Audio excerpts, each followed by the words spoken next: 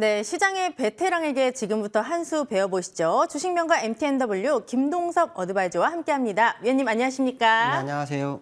네, 반갑습니다. 10월에 CPI 소비자 물가지수가 7%대로 내려앉았습니다. 인플레이션 정점에 대한 기대감이 나오게 되면서 우리 양시장 오늘 외인과 기관의 순매수가 유입되고 있고요. 강한 탄력을 보여주고 있습니다. 간만 미국 증시도 폭등을 했죠. 나스닥도 7% 넘게 급등을 하면서 코로나 이후로 최대 상승폭을 기록했습니다. 이제는 연말 랠리에 대한 기대감 가져봐도 좋을지 우리 위원님 미국 증시 먼저 분석해 주시죠. 미국 시장은 중요한 이벤트가 다 끝났어요. FOMC 회의가 끝났고요. 중간 선거도 끝났고요. 그다음에 CPI도 끝났습니다. 이번에 중간 선거에서 사실은 아시겠지만 공화당이 상원과 하원을 압승할 거다라는 기대감이 사실 미국 시장을 계속 끌어올렸거든요. 그래서 그 재료가 사라지는 상황이 됐어요. 실제로는 공화당이 하원을 장악을 했지만 민주당이 굉장히 선방을 했고 또 상원도 역시 결선 투표가 남아있는 상황이 됐기 때문에 시장에서는 이제 재료가 소멸되는 과정 속에서 CPI가 하나가 시장을 환호를 일으키는 상황이 됐어요. 근데 사실 지난달에 CPI는 8.2가 나왔었죠. 근데 그때는 그 중간 선거라든가 이러한 이슈에 대한 부분이 그 재료를 덮었죠. 그래서 주가가 올라왔는데 이번에는 오히려 CPI가 내려오니까 주가가 폭등하는 상황이 나왔어요. 근데 이제 이 CPI가 사실 유가가 보통 2달 뒤에 반영이 된다는 뭐 그런 말을 제가 들었었는데 사실은 그 중고차 가격이 10% 정도 하락을 했다고 하죠. 그 영향을 좀 받아서 7.7이 됐어요. 근데 유가가 7.7이 된 것이 낮은 걸까요? 그게 아니죠. 둔화가 되는 그 부분이 인플레이션을 잡을 수 있을 것 같아라는 기본적인 이슈 하나 하고요. 그다음에 그로 인해서 이제 금리 인상 속도가 조절될 거야. 그런 생각을 아마 시장을 했던 것 같습니다. 근데 이거는 굉장히 잘못된 생각입니다. 왜냐하면 금리 인상은 정해져 있습니다. 무슨 말이냐면 올해 연말까지 원래 4.4%였고요. 4.4%에서 지난달에 CPI가 안 좋아지면서 4.75까지 가겠다. 뭐 이런 이슈가 있었던 거고요. 그래서 그거에 따라서 내년도에 1분기까지 5%를 할 거냐, 5.25를 할 거냐 이렇게 결정이 나 있었어요. 그 상태에서 메리데일이라는 샌프란시스코 연준총재가 갑자기 12월에 금리 인상 속도를 조절할 수 있을 것 같아. 이런 얘기를 했고 그것이 FOMC에 논의가 된 거죠. 근데 실제로는 금리 조절이 아무것도 없어요. 원래 11월은 자이언트 스텝, 12월은 빅 스텝이었어요. 근데 상황에 따라서 자이언트 스텝 가능성이 있다. 이 얘기를 했다가 그것이 다시 빅 스텝으로 가는 과정인 거고요. 내년도에는 금리 인상이 3월까지는 하고 그 다음 달 관망한다. 그래서 스탑앤고를 할 거다라는 생각을 하고 있는 거고 이 스탑앤고에 대해서 레리 서머스는 안 된다. 1970년대에서 80년 사이에 잠시 멈췄던 것이 문제가 돼서 금리를 20%까지 끌어올린 적이 있었다. 그런 얘기를 했던 거거든요. 그 사이에 경기 침체가 약간 오는 그런 분위기가 있으니까 시장에서는 미국의 금리를 약간 조절할 거에 대한 기대감. 그게 인플레이션 소비자 물가지수로 확인이 돼가는 거 아니야? 라는 생각을 한 거죠. 그게 주가를 급등을 끌어올린 건데요. 시장은 있잖아요. 항상 하락을 하더라도요. 베어마켓 랠리가 있어요. 그 베어마켓 랠리가 조금 높냐 낮냐의 뿐입니다. 기술적인 부분에 있어서 미국 시장이 정말 계속 갈 수 있을지는 좀 더 봐야 됩니다. 특히 유가가 상승 추세에 있고요. 그다음에 금 가격이 이제 변화를 가져오기 시작하고 있거든요. 이런 부분을 좀 보면은 지금 시장은 너무나 빨리 샴페인을 터뜨리는 상황이 아닐까? 뭐 이런 생각을 해봐야 되겠죠. 기술적 분석을 다우와 나스닥을 좀 많이 봐야 될 것 같고요. 오늘은 기술적 분석을 좀 주로 좀 보여드리려고 합니다. 다우 차트를 보시면요. 지금 양봉이 2개가 섰죠. 그죠? 지난달하고 이달하고 2개가 섰어요. 근데 이제 일목균형표로 보면요. 주가는요. 양운을 뚫고 내려옵니다. 그리고 음운을 뚫고 올라가게 돼 있습니다. 근데 중요한 거 보시면요. 오랜 기간 양운만 있습니다. 그 얘기는 무슨 말이냐면 조정을 기다리고 있는 거예요, 지금. 특히 후행 스팬은요. 이렇게 가는 경우는 상당히 드물죠. 캔들과 이격이 없는 상태에서 지금 무리하게 끌어올리고 있거든요. 근데 그렇기 때문에 사실은 다우보다는 나스닥을 봐야 되는 거예요. 나스닥 차트가 정답이거든요. 나스닥의 월봉을 보시면요. 이게 정답입니다. 똑같죠? 똑같은 거 뭐냐면 다우처럼 양운만 있어요. 무슨 말이냐면 오랜 기간 상승만 했다는 얘기예요. 그럼 언젠가 양운을 뚫고 내려오는 시점이 오거든요. 그 시점이 여기도 될 뻔했고 여기도 될 뻔했고 이제 여기서 올 기회가 있었던 거죠. 그러다 지금 버틴 거예요. 그럼 이걸 보면서 어떤 사람들은 무슨 생각을 하냐면 고점에서 많이 빠졌으니까 이제 반등을 줘도 되고 65선에서 지지력이 있구나 이런 생각 할 수 있습니다. 근데 일목균형표선은요. 양운을 한번 오기 시작하면 결국 양운을 뚫고 내려가요. 시간의 차이만 있어요. 그거를 베어마켓 랠리라 그래요. 무슨 말이냐면 랠리를 조금씩 줘서 시간을 끄면서 양운을 뚫고 내려와요. 문제는 뭐냐면 그런 식으로 가게 되면 하락 깊이가 점점 깊어져요. 그러니까 하락 각도가 깊어진다고 그러거든요.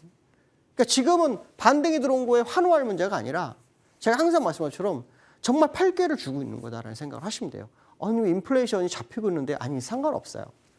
기술적 분석은 항상 우선시 되고요. 거기에 나중에 이슈가 갖다 붙어요.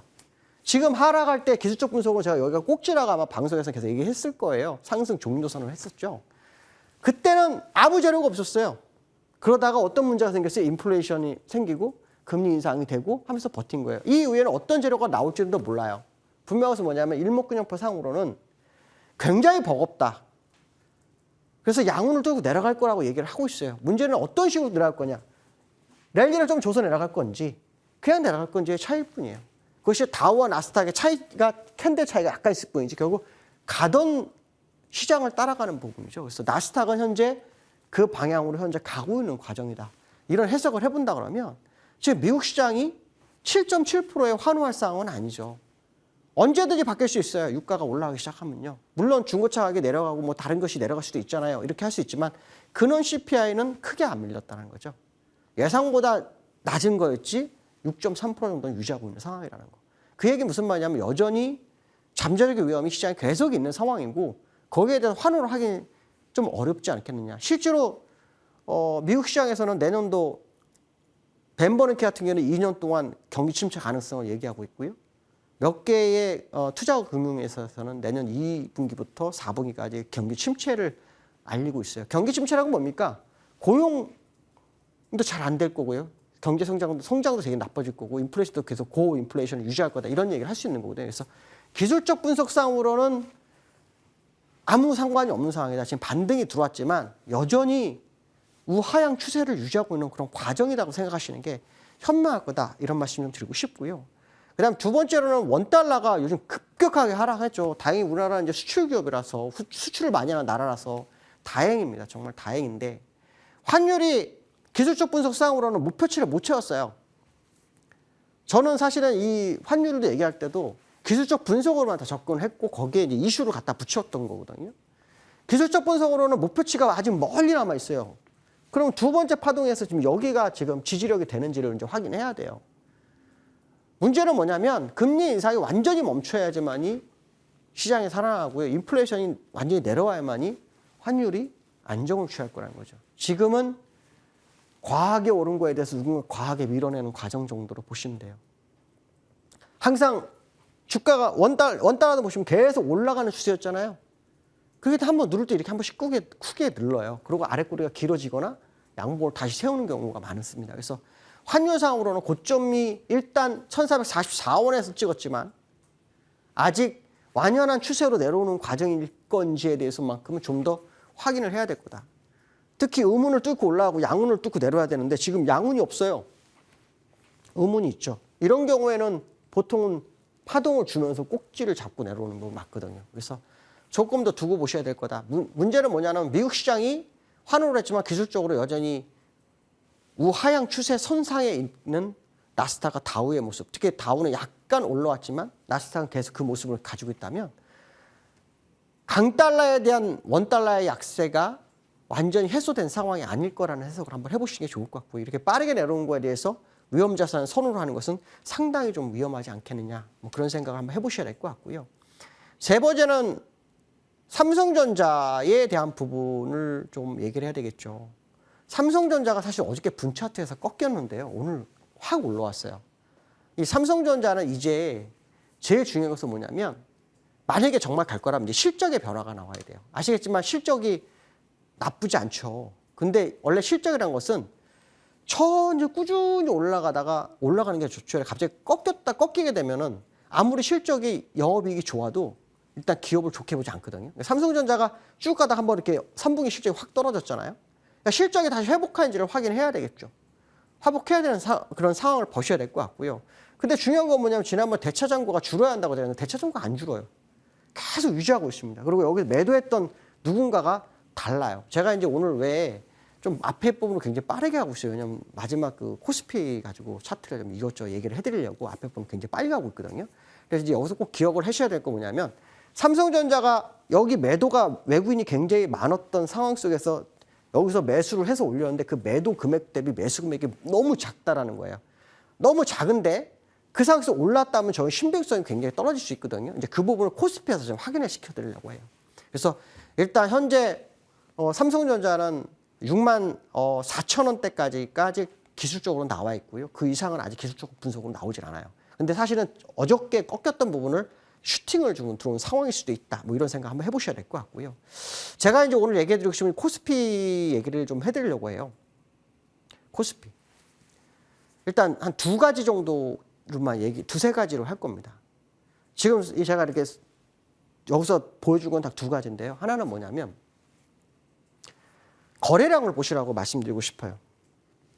현재 이 월봉입니다. 코스피 월봉. 코스피 월봉상으로 거래량이 있나요? 없어요. 자, 꼭지점일 때 대량 거래량 터졌듯이 바닥일 땐 대량 거래량이 터져야 돼요. 대량 거래량이 안 터집니다. 뭐 예탁금이 뭐 줄어들고 뭐 이런 얘기 할 수 있지만 그건 다 소용없습니다. 원래 거래량 터져야 됩니다. 하나도 없죠. 하나도 없습니다. 그렇죠? 첫 번째 이게 이제 되게 중요한 포인트입니다. 두 번째 포인트는 뭐냐면 지금 외국인이 아까 삼성전자 외국인이 사서 눌렸죠.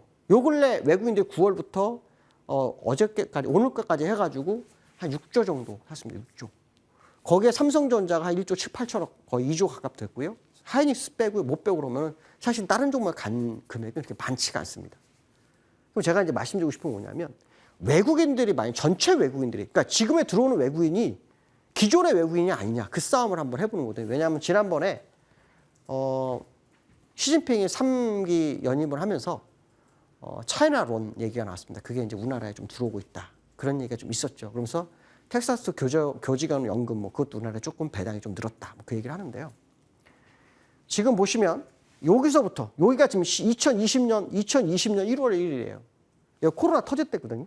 근데 사실 그 전부터 매도를 외국인이 했는데 이건 이제 제외하고요. 여기서부터 매도한 건 65조. 여기서부터 매도한 거는 57조인가 돼요. 제가 여기 확인을 해놨는데 누적으로 보시면 56조 9천억이 언제부터 파는 거냐면 2020년 1월 1일부터 지금 2022년 11월 11일까지 파는 게 정확히 56조예요. 그럼 차트로 다시 가볼게요. 그러면 여기서부터 매도해야 하고 올라올 때도 매도하고 지금도 매도해서 들어온 건 여기서 들어왔잖아요. 그럼 요거의 평단가는 여기네요. 그죠? 저점과 고점의 평단가는 여기예요. 그러면은 지금 5조, 6조 들어온 게 56조를 이기고 있는 거예요. 한번 생각해 보시죠. 56조를 파는 그들이 5조, 6조로 여기까지 끌어올리고 있으면 그들은 뭐가 된 거예요? 이익일까요? 손해일까요? 손해가 되는 거죠. 완전 손해가 난 거예요. 그러니까 지금 이 돈은 기존 돈하고는 완전히 다른 돈일 거라는 거죠. 그러면 이들이 더 끌어올리면 더 많은 돈이 들어와야 되는데 얼마나 들어올 수 있을까? 이게 이제 키포인트가 되는 거예요. 20, 30조가 더 들어오면 뭐 싸움이 될 수도 있겠죠. 20, 30조가 되면. 그렇지 않다면은 사실은 결국 이거는 의도적인 반등 정도로 해석하시기 맞지 않겠냐 그런 생각을 해야 되겠죠. 특히 아까 말씀은 대량 거래량이 터지지 않는 매수는 의미가 없다는 거예요. 그만큼 시장에서 떠난 사람이 많다는 얘기기도 하고 시장의 관전폭, 시장의 호가 공백이 굉장히 크기도 하고 한 여러 가지 상황이라는 거죠. 그만큼 지금 상황은 그렇다. 그러면 아까 제가 다우에서 무슨 얘기를 했죠? 다우 차트 보면서 주가는 일목균형에서 양운을 뚫고 내려와야 한다라고 했죠. 양운을. 우문을 지금 뚫지 않았죠. 그럼 양운도 그러면 시간을 벌고 있는 과정이다 이렇게 보시면. 결론적으로 말하면 추세적으로는 여전히 우하향 유지된 상태에서 바운딩이 들어왔기 때문에 추세 반전으로 가기 위해서는 이슈라든가 여러 가지가 맞지 않는다는 거죠. 결국은 반등 시 리스크 관리를 하라고 알려주는 기술적 분석이라는 거죠. 오늘 70포인트 오른 게 중요하지 않아요.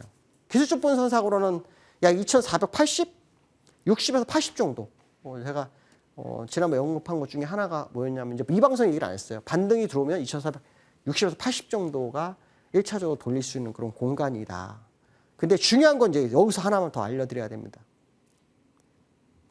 일봉으로 보시면요. 한 달 반 만에 갭이 7개가 나왔습니다. 7개. 특히 오늘처럼 갭이 이렇게 큰 건 다 메우게 돼 있어요.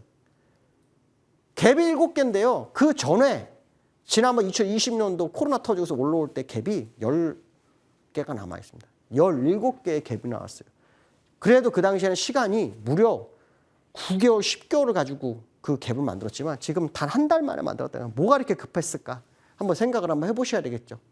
물론 뭐 차이나 런 때문에 돈이 빨리 우리나라 시장에 들어와 있어 가야 되기 때문에 그럴 수도 있다 이런 생각 하겠지만 갭이 많은 것은 모래 위에 성을 지은 거하고 똑같습니다. 집을 지었는데 바람이 숭숭숭 들어오면은 그 집은 지으거나 많아져. 빗물이 숭숭 들어오면 안 되잖아요. 똑같습니다. 이게 갭이라는 게. 갭하락이 있었던 거를 다 메워주는 갭상승들이 이번에 출현을 했다. 자, 그 얘기 무슨 말이냐면 갭을 다시 메우러 갈 확률이 굉장히 높다라는 생각을 해봤을 때 올라오면 올라올수록 그동안 물린 사람들 입장에서는 나갈 수 있는 절호의 기회를 준 거다라는 해석을 해보시는 게 현명한 대응 전략이 아닐까 이렇게 말씀드리고 싶습니다. 자, 오늘 여기까지 하겠습니다. 감사합니다. 네, 우리 위원님이 시장에 대한 이야기, 환율, 그리고 많은 분들이 관심 갖는 삼성전자 이야기도 해주셨고요. 코스피는 반등할 때 리스크 관리해라. 시장 상승에 너무 흥분해서 대응하면 안 될 것 같습니다. 지금 유튜브에서 우리 김동섭 어드바이저 기술적 분석의 최고 전문가다라고 하시는데요. 오늘 분석 잘 참고해서 대응해보도록 하겠습니다. 지금까지 주식명가 MTNW 김동섭 어드바이저와 함께했습니다. 위원님 고맙습니다.